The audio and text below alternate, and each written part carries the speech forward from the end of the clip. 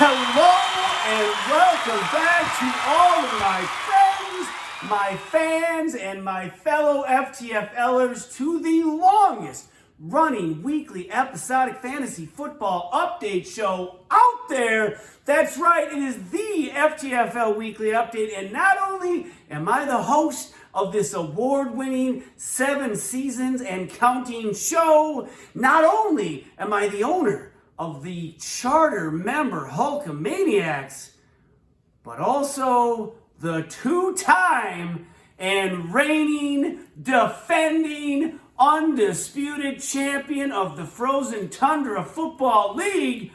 Woo! That's right, boys and girls, it is I, Brett Sieber. The belt is falling on the ground, and that's probably because I've had way too much food. Happy Thanksgiving to each and every one of you out there. A day that we spend with family, friends, loved ones, and occasionally those individuals who other members of your family have invited into their lives for what seems to be the duration, which leads me to my special guest this week. Yes, I am not in the Ice Cave in Waconia, Minnesota. No.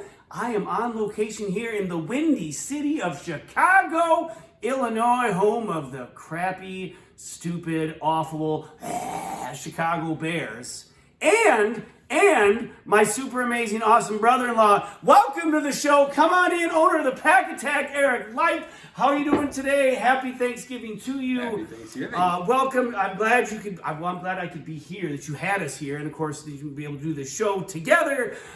Whew. And what a show! We have had 11 weeks of the regular season. 3 weeks down. 3 weeks. 3 weeks left. That's it. The push final to stretch. The final stretch. And let me tell you, during this final stretch, there's a team. Now, you started out the season 8-0. You had a bit of a clunker. Well, actually, you got punched smooth in the face. I had one. One bag. The week after Sid punched you smooth in the mouth. And then you stumbled. You came back this week. And, of course, the question is, are you back? I mean, it was a great week for you. We'll see. However, there's another team that is almost matched your 8-game winning streak. The Mixing Cocktails are on a tear recently. 7 straight wins for him as he is now tied for the league lead with the best record. So I am super curious, of course, to see how this plays out over the next few weeks. Now, it will, though, play out most likely without a former first-round pick of yours on a roster. And not only a former first-round pick, a player that just last year was traded for a first-round pick. Thoughts? Clyde Edwards-Helaire, is his FTFL career over? It can't be over. I mean, he's still a young guy. But by the way, first round pick, don't forget, first overall. Yeah, first overall. First round pick. Yeah, you were so excited. Everyone thought he was going to be amazing. He was the guy. And then James Robinson stole that show, didn't he? He did. He sure did. Now, I guess when you say there's got to be room for him, if there's room for Jalen Warren on a fantasy roster, then there's got to be room for Clyde Edwards-Helaire. And we talked about him being a part of the trade. Since our trade deadline, and what is now, at least in league circles, being referred to as the trade deadline fiasco, where John and I tried to swap teams. Since then, I'm 2-0. My team got the message. John's team is 1-1. Now, he put up somewhat of a fight last week. I don't remember his exact score. The team who really feels that they got the short end of all of this was these nuts. And since that fiasco, it fits their name. Well, right. Since that fiasco, they are 0-2. Boy, we're going to remember that whole trade deadline for years to come. Something, though, maybe you have forgotten in at least recently is Ryan Deesum. Do you remember Ryan Deesum? I mean, does that name ring a bell? I remember something about something smelly. Yes, that's right. Saggy. Yes. There are young ears in the room, so I guess we don't need to go too much further with it. But Ryan Deesum, who famously quit this league 2 seasons ago, and let's be clear, he got out just in time because the train was coming, son, and you were standing on the tracks. Now, oddly enough, he said he didn't have time for fantasy football. He didn't like the way fantasy football made him feel. He felt it just was too much stress in his life. He had too much going on. But just recently, I found out some very interesting stuff about our friend Ryan Deesum. Not only was he helping his girlfriend set her lineup for the upcoming week in fantasy football, he also drafted her team. Is he playing in another league? Is that what's going on here, Ryan Deesum? Did you quit our league and quit us? Maybe. What is he, the Big 12? He's probably at least, well, I don't know if that's what she calls him or not. We all know that's not what it'd be more like the Pac-5 or something. But yeah, anyways, I'm starting to think you didn't quit fantasy football. I'm starting to think he just quit us. Which, if that's the case, that hurts. That does. That hurts. But not as much as it probably hurts if you're watching right now, Ryan Deesum, to see me holding this. Anyways, we've done enough of the opening. Let's get to the games. Mixing cocktails coming in at 8-2, taking on D's Nuts 6-4. Woo! D's Nuts. I already mentioned he's lost 2 in a row. This was one of them. 112.5 for Andy, 80 for Adam Swart. Tyler Bass, a kicker, leads the way, 25 points for Andy. Najee Harris, 20. Now, Najee Harris has been a very consistent 6.5 points a week career player. Yes. This was his second best game of his career. A great name, lots of potential. Maybe just the wrong team. I don't know. If he was on a different team, not Andy's, I'm just saying Pittsburgh in general. Who knows? It's one of those things we'll have to watch the playouts. Jalen Hurts, 18. New England Patriots, 17. Devin Singletary. Just give that man the ball. I know you don't want to see. I know you're against that, but he does nothing. Run Josh Allen. Josh the ball hog Allen knows. Right. 13 points for him. Like I mentioned, Andy's 17th win in a row. If you're a Swart, couple highlights here. Joe the Mistake Burrow, 30 points. George Kittle, 22 points. Everybody else was 6 or below. Again, 2 losses in a row since the trade deadline fiasco. Currently, you are in the playoffs. If they started today, you are 2 games ahead of a whole bunch of us who are now 4-7 and coming hot. We'll see. 3 weeks ago, will Swart be able to hold on? And he's got to play me this coming week. Is that correct? Yeah, you better bring everything you got, because this man has been dropping points. The Nuts are going to be shriveled this week. Ooh, oh, wow, there it was. Okay. Now, speaking of the Pack Attack, coming to 8-2, taking on the Valhalla Vandals at 3-7, and boy, oh boy, dude, he scored 86.5 points and almost got beat by 60. Now, that's not as good as when you got beat by 90 a couple years ago. Yeah. How did you get beat by 90? Holy jeez. And again, you had some rough years. That's why this year, I'm sure, you're looking at this, you're looking at that, you're thinking maybe it's time. But again, you don't want to be the team. We talked about this last night. You can't be the team that's the best team at the beginning. You got to be the best team at the end. For right now, though, 146 points. You seem to be just the best team, period. 86.5 for Peter. And for you, Tony Pollard, who, as we're filming this, is basically watching the Giants play the Cowboys. 31 points for him last week. Travis Kelce, 27 points. My God. Did you draft him? No one kept Travis Kelce, right? Nope, I drafted him. First round pick. By the way, he currently sits not only the number 1 tight end in our league, and the number 1 tight end, by the way, by 66 points over number 2. There are only 4 other tight ends who have over 66 points. It is astounding. Yeah. He is the 16th best player in the league right now. It's amazing. You owe him a lot. Another man you owe a lot to, Amari Cooper, 22 points. Derek the King Henry, 21. Baltimore, 16. The hits keep coming. Josh Ballhog Allen, only 8. Only 8? And, by the way, is his elbow okay? There's a lot of talk about his elbow. It'll be fine. Speaking of someone whose elbow's probably just fine because I have his hammer and he hasn't been swinging it, Peter, Patrick Mahomes, 24 points for him. Younghoe Koo with 12 points. Carolina's defense continues to get starts, sure. 10 points. Run CMC, 9.5. Dameon Pierce, 1 point. He's been averaging about 10 a week. Those extra 9 points would not have added up to the difference according to my Browerville math. However, got to be disappointing for Peter. He falls now to 3-8. All right, next up, No, real quick. Yeah. You mentioned Clyde Edwards-Helaire. Hilaire, yeah. Yeah, so just remember, what did he net me this year? A first-round pick. And who did I take with that first-round pick? Oh, my God, you took Travis Kelce. No. That was my pick. Okay. I took Josh Allen, the number 1 scorer in fantasy football. That's what Clyde Edwards-Helaire got me, so... Yeah. Saltmarsh, that's got to sting. Nice. That's got to sting. All right, so Mana, 4-time Lucky Pants, breaking and entering, title-stealing champ, McThieveface champ Mana, coming in at 6-4, taking on the Hulk of Maniacs at 3-7. Now, Mark, sir, admittedly has walked me for years. My record, I believe, is below 500. However, in the last 3 years, I'm 5-1 against Jeff. including this week, baby. 89 for me, 83 for Jeff. The Washington defense picked the ball off right off the start. 20 points for them. Aaron, discount, double check. Rogers, 18. The boogeyman, 4-time. Reigning, defending, you did whatever. You name it, the man's done it. 18 for him. T. Higgins, 12.5. By the way, Samaje Perine, 3 touchdowns. Like, Higgins was getting passes all over the place. Did not get the end zone. Luckily, it didn't matter. Joey Sly, 12 points.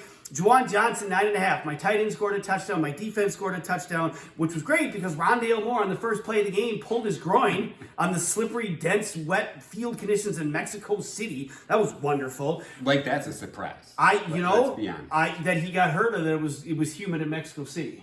Either one. Either one. Okay. If your marks are Mexico City, almost paid dividends for you. 19.5 for Deebo Samuel. Justin Fields, 18. He had 42 each of the 2 previous weeks. A huge letdown. I mean, you're not going to score 42 points every week, but 18, not a bad week. But again, not enough, although I don't believe he was the culprit for your loss. You can't trust a bear. You pretty much can't trust a bear. That's words to live by, my friends.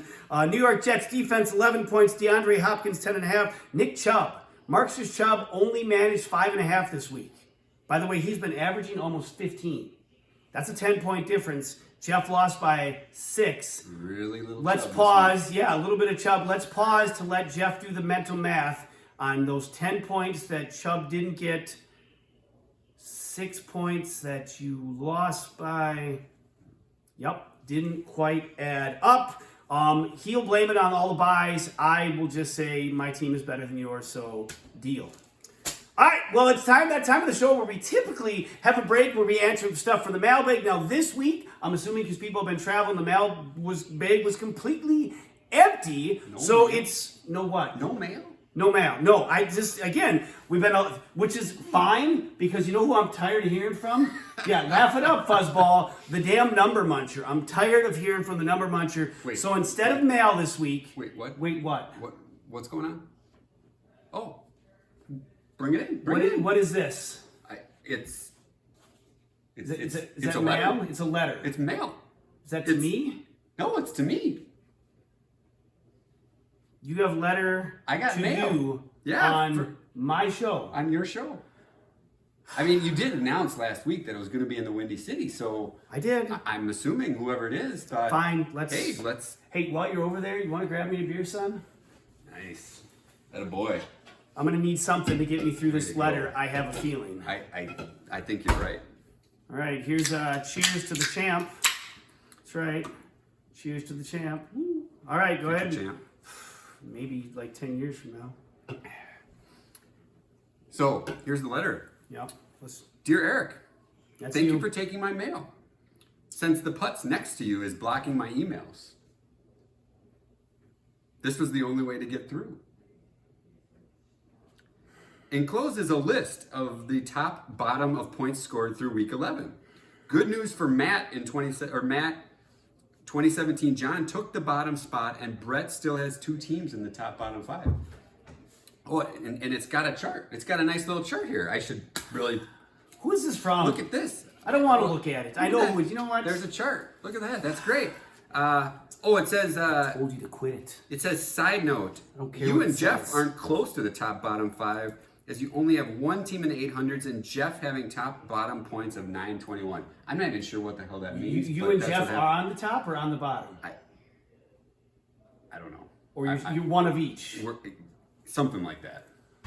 All I know is I'm not on the list. Wonderful. That's great. You know what? It's signed by your favorite mathematician, the Number Muncher. Well, thank you, Number Muncher, for sending me some mail. I'm glad that you could get through onto the show since Brett's been blocking your calls and your emails and anything else. So thank you for the chart. We're going to put that right up here so it's a nice, good spot. There. I'm pretty excited. I got mail. Yeah. I got mail on your show. You know what? Good for you. Number Muncher, someday. Good job, man. I'm going to find you. And your little data crunching time will come to an end. Anyways, I had prepared a top 10 list of the things I am most thankful for because, of course, it is Thanksgiving, which actually brings me to something that I thought about last night. When I walked into your house last night, one of the first things I saw was 12 feet tall, lit up, star on top, and I had to stop and check, and I had to look at my watch, and I'm like, well, hold on a second. It's not even December yet. This doesn't make sense. That clearly is a Christmas tree in your house. It is. And if there's one thing that I'm not, is someone who disregards the importance of Thanksgiving. Individuals who choose to celebrate Christmas before Thanksgiving, those are the kind of people that I struggle with. And so you know what's going to happen right now? It's been a few weeks, but it's time. The champs list. For one, am tired of people who celebrate Christmas before Thanksgiving, because let me tell you, Thanksgiving is a real day, it's a real holiday, and it is real important. Christmas is going to happen, my friends. It's coming. Just like my next bowel movement is coming. And so there's no reason to jump ahead. I know it's going to get here. Give Thanksgiving its due. Let it be something that happens. Celebrate it. Be happy with it. But people who celebrate Christmas before Thanksgiving, you just made the list. And I know exactly where this list is going to go. We're to the top of this stupid, crappy chart. God. Anyways. And to my defense. Your defense. Was the tree decorated? It was up. It was up. It was up. Yeah, that's all that matters. That's called days off of work, buddy. From what I understand, you do a lot of sitting around and have days off of work. I don't ever see you in work clothes. Do you even own a suit? Anyways, we have taken more time. Today. Yeah, I suppose you are. Anyways, this is my top 10 list of things I'm most thankful for in the FTFL. Number 10, Peter's Endless Cooler. Now, I would like to maybe, if this season doesn't end up the way I'd like, potentially blame Peter's Endless Cooler for the situation I'm in, because on draft night, I just kept pulling them out one after. It was amazing, but it may have been a bit much. Number 9, Christian Watson. I drafted him to be my rookie keeper. It was really looking like that dude was like wet paper sack supreme. All the dude does now is catch touchdowns. Right. And so I am thankful for Christian Watson. I'm also, number 8, thankful for Matt's team. Because at this point, I won't be the worst team in the league this year. And that, if for no other reason, is something to be thankful for. Number 7, I'm thankful for the Week 11 buys. Because I'll listen to Mark here, crab and piss and moan all about that for the next however many weeks. It's the only reason I beat him. However, even though I'm 5-1, Jeff, 5-1 against you in the last 3 years. The number 6 on my list of things I'm thankful for, the trade deadline fiasco. And I love saying that word because I know how much it grinds D's nuts up. He just hates that kind of stuff. And so, yes, the trade deadline fiasco has benefited me. Not so much you, Adam Swart. I'm sorry. Number 5, Ryan Deesum. You left. How did he make the list? Because he left, and the moment he left, I rose to prominence and won this. Now, I would have done it with him here, and I much rather would have held this over him while he's still in the league. However, thankful for Ryan Deesum. Number 4 on this list, I'm also thankful that I'm not a delusional Vikings fan. How about you? Aren't we all? Aren't we all? Right, because... Now, I will have to admit, that purple shirt looks a little familiar and looks like maybe not the best color. That is not Vikings purple. That's royalty purple. Okay. You're talking to the champ. I think you forgot that. All right, well. All right. But yeah, you delusional Vikings fans are. Number 3 thing on the list I'm thankful for, that the Reaper knows what's up. The Reaper is out there reaping fantasy soul after fantasy hole, digging holes and taking souls, as a former friend of mine would say. But this right here, this is immunity. This means I cannot and will not be reaped. Number 2 on the list, the Cleveland... What was that? Nothing. Thought I heard something over. Anyways, number 2 on the list, the Cleveland Browns ineptitude. And not necessarily this year. This goes back... This century? Well, maybe. This goes back to week 17 last year, Fantasy Bowl. Because they could do nothing, the Steelers had to do nothing. Thus, Deontay Johnson did nothing. The rest is history. And the number 1 thing I am thankful for in the FTFL this year happens to be this right here. Oh. My FTFL championship. Not yours, not any of yours, mine. And even this right here, this is also mine. Yours, let's see, what does it say here? Eric Light. Let's go all the way back, 16, 15, 12, 13, 10, 11, 12, 9. 2009. It's been a while. Jesus, It you has were been in a your while. like early 30s. Aren't you almost 50? Dude, no, I'm not 50. I thought you were almost 50. No, Son of a... jeez, come on, Set that back man. up. Oh, Fine. but What? You know, I did just notice What? you. This was only your second title. How many titles do you have? 2. My name's on here twice. Twice. Yeah. So what point are you making? My second title was in 2009. Yeah. My second title was in 2021. I don't know what point you're trying to make here. Why don't you keep drinking your old style and let's get back to the Took you a games. while. Radioactive Monkeys coming in at 5-5, taking on Team Dickweed at 3-7. This one was close, but not close enough for Adam Saltmar. 74.5 for John, 71.5 for Adam. If you're John, Justin Herbert 20.5, Evan McPherson 17. Brandon Ayuk caught 2 balls on Monday night. However, they were both touchdowns, 13 points for him.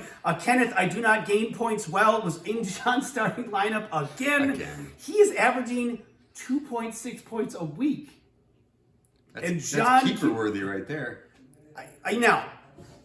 On John's bench, Brees Hall out for the season. Chase Edmonds on IR. Cam Akers on a bye. And so there were things that weren't like I know, Cam Akers. So I guess Gainwell had to play. He was a keeper this year, by the way. Even though, by the way, he survived that 0 from Gainwell. Let that sink in. If you're Saltmarsh, Jamal Williams, the absolute steal of the draft, 22 points for him, the number 9 running back in football. The San Fran had 12 points. Sorry, Jamal Williams had 22. I didn't mention that. Josh Jacobs, 11.5. Number 6 running back. Salty. We all remember how terrible Salty's running backs were last year. They didn't score a touchdown all season. Maybe there was one. Sorry, there might have been chocolate cake, I think, because they scored a touchdown. Hey, quiet down over there. Number 6 and number 9 this season. Way better. Yet Saltmarsh finds himself at 5-6 and 1 game in front of yours truly. And now John, because John got the win. Stephon Diggs and Will Lutz both got 1 point, not getting it done. But really what it comes down to, Deontay Foreman, who's been a beast since Run CMC was shown the door. 0 points. 0. He's been averaging 12.5. That hurts. Woo!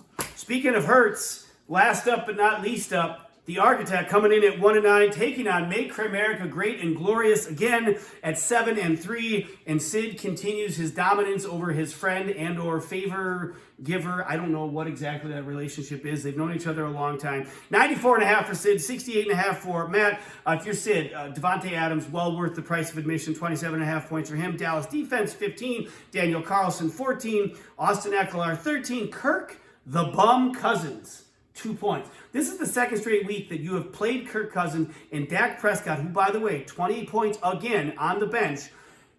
And I checked.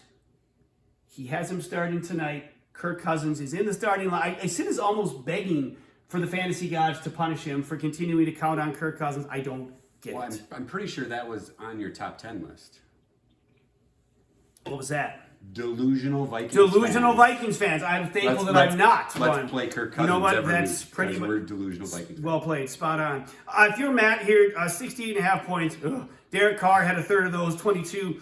Devin Montgomery, 15.5. Jonathan Taylor, ever since he acquired him for a 7th round pick.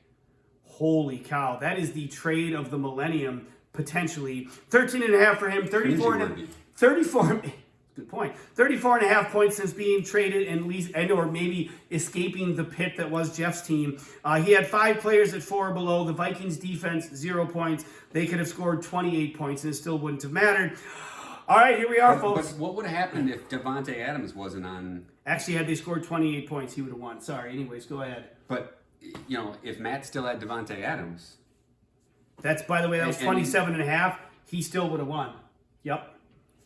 There it is. It's a lot of points. Uh-huh. A lot of points. All right, let's wrap this up. The stud, the dud, the cringy stud of the week. Tony Pollard, 31 points. Although he may have like 1 point this week. The game isn't on behind us. It's on upstairs. We'll see when we get back to it. Dud of the week, 2 players who were well below their average this week and cost their owners costly victories. Deontay Foreman, Nick Chubb, both 10-plus points below their average. And then also just Kirk Cousins because he's just a dud on the football field, in life, and probably everywhere he goes. Should be on the list every week. Every week. Cringy-worthy moment, John having to start Kenneth Gainwell again. Kirk Cousins starting in any fantasy league. Also should be on that too. And let me just add to Yeah. that. Cam Akers. Yep. Cam Akers, who was picked up this week by John Yes. after D's Nuts dropped him. And don't forget, he kept him this year. He did. He was a keeper Sure was. over Josh Allen. Clyde Edwards-Helaire was a keeper. Gone. How many keepers have been dropped this year? It's a lot. I mean, I traded both of mine out because they were just not up to cutting the mustard as opposed to the muffins. But, yeah, I mean, maybe you know what? It's time. It's turnover. You're seeing the turnover in the NFL this year. I think turnover was going to happen in our league. And will there be turnover in the playoff picture as we head down to the final 3 weeks? Week 12 matchup. Mixing cocktails at 9-2 coming in, taking on Mana. 4-time Lucky Pants breaking and entering, title stealing, thieving McD face champ Mana at 6-5. Pack Attack at 9-2 taking on D's Nuts at 6-5. Going down. Make America great and glorious again at 8-3 taking on the Radioactive Monkeys who need a victory desperately at 6-5. And then in what might be winner stays in, loser goes home. Hulkamaniacs at 4-7, taking on Dickweed at 4-7, and last but not least, Valhalla Vandals at 3-8, taking on the Architect at 1-10. That's a big game right there. Right? That's nothing but pride on the line. I mean, that's what that is. That's the Pride Bowl. All right, folks. Happy Thanksgiving to you and yours. Best of luck down the stretch. Thank you for having us here at your wonderful place in Chicago this weekend and for being a part of the show. I appreciate it. Until next And thanks for the mail. We'll see y'all next time. Peace! Oh, nope. Oh. Ain't gonna reap me. Ain't gonna reap me.